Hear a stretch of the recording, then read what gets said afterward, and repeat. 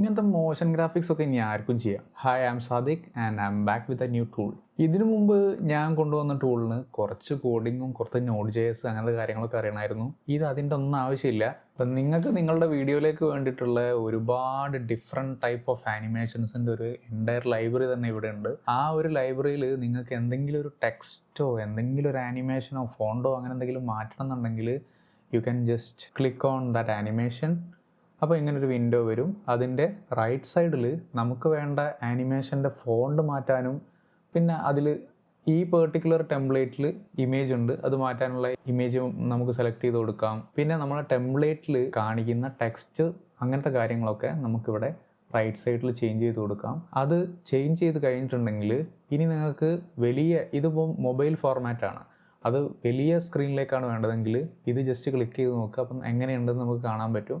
Just export കൊടുക്കുക. Export കൊടുക്കുന്ന സമയത്ത് ഇവിടെ ഫുൾ HD വരെ ഇപ്പോൾ കംപ്ലീറ്റ്ലി ഫ്രീ ആണ്.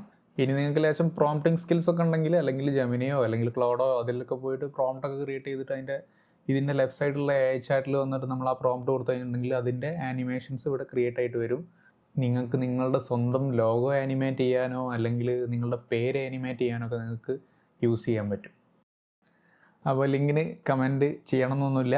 ഞാൻ കമൻറ്റിൽ പിൻ ചെയ്ത് വെക്കാം. Go try it out and follow for more videos like this.